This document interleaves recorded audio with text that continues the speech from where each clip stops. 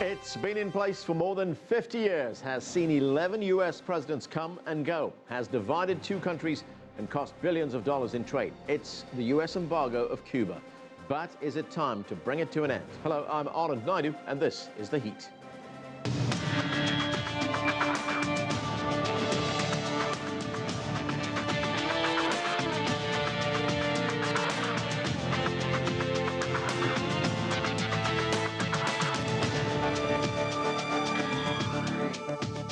Just 145 kilometers separate Cuba from the United States, but when it comes to politics, they are worlds apart. For more than 50 years, the U.S. has imposed an embargo on the island nation with major travel and trade implications involved. Critics say the controversial policy is a relic of the Cold War and that it's time to scrap it. We begin with this report from CCTV's Michael Voss in Cuba. Cuba can feel like a step back in time, with all the old American cars still on the roads. Many of its factories are also based on outdated technology.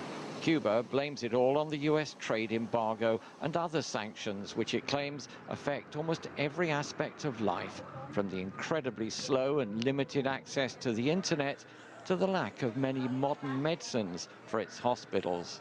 Since it was first imposed more than half a century ago, the Cuban government estimates the embargo has cost the country more than $1 trillion. It's an instrument of the abuse of power. It's a coercive instrument, illegal, obsolete, belonging to the Cold War. And it doesn't function for what the U.S. government proposes, which is regime change. It was a momentous year for the New World, beginning with the rise to power of Fidel Castro in Cuba. The animosity goes back to the very start of the so-called Cuban Revolution. Fidel Castro set out to create a socialist society and began by expropriating all of the island's major businesses and farms. Many were American-owned and provoked the U.S. trade embargo, which is still in force today. Relations became even more strained after the failed Bay of Pigs invasion by Cuban exiles who were trained and financed by the U.S. government. It was a humiliating defeat for President Kennedy and pushed Cuba much closer to the Soviet Union. The following year, Fidel Castro allowed Russia to secretly place nuclear weapons on the island. The ensuing Cuban Missile Crisis was the closest the world has come to all-out nuclear war. Yet all of this took place decades ago. Today, Fidel Castro is no longer in power. He retired due to ill health in 2006. His younger brother, Raul Castro, became president and is slowly starting to transform the country.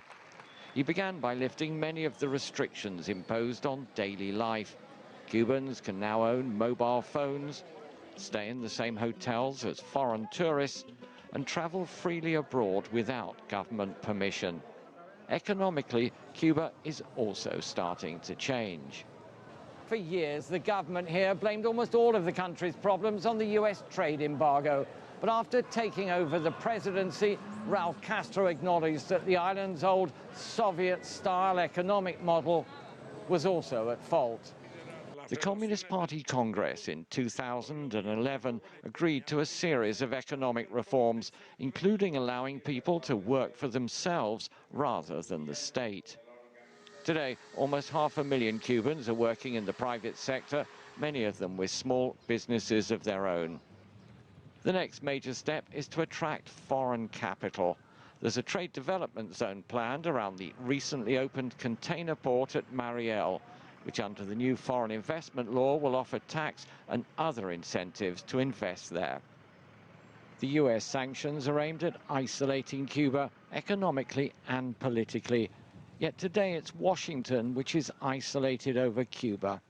Earlier this year, Havana hosted the summit of the Community of Latin American and Caribbean States, an organization which the US was not invited to join.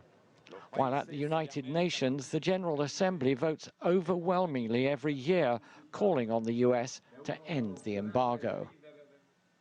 Michael Voss, CCTV, Havana. And joining me now is our correspondent, Michael Voss, from Havana in Cuba. And Michael, 50 years later, how do Cubans view this embargo and how do they feel towards the United States?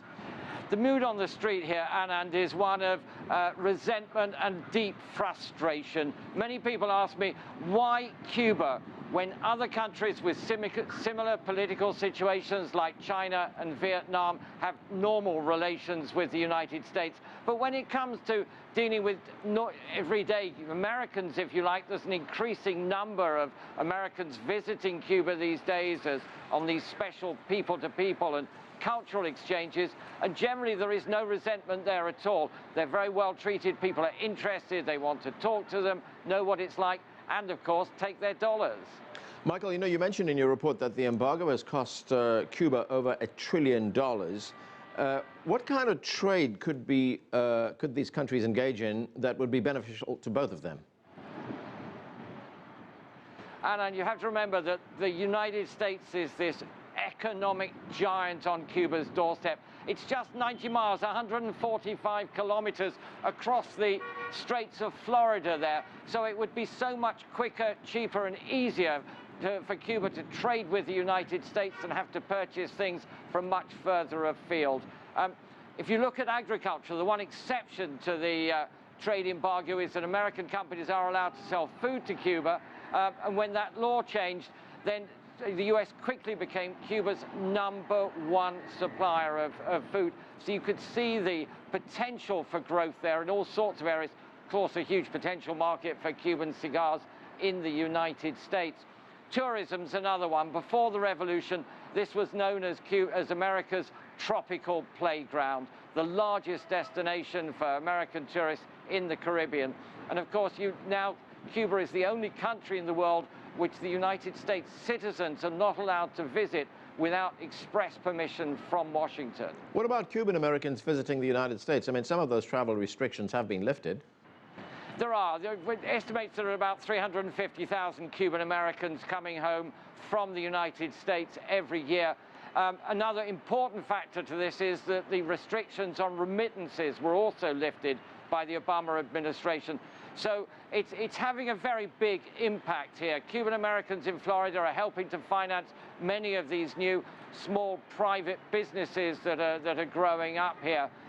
Remember that the Cubans who emigrated to the United States in the last 15, 20 years are mainly economic migrants as opposed to the political exiles, if you like, who left early on in the revolution.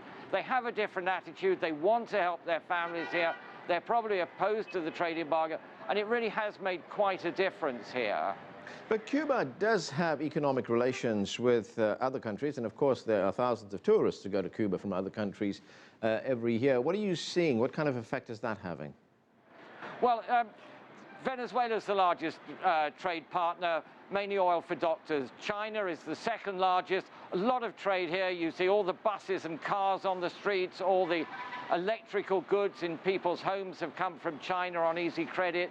And then Spain is the next largest. Europe, there is a huge European investment here. For example, you've got the French marketing the rum, you've got the British marketing the cigars, and the Spanish have very large hotel chains here. Tourism's a major industry. 3 million are expected here this year. About half of them come from Canada, the rest from Europe, and an increasing number from Latin America, Russia, and even as far afield as China. All right, thanks, Michael. Michael Voss there reporting from Havana. Next, 2 people born in Cuba. One is for the embargo, the other is firmly against it. Stay with us, you're on The Heat.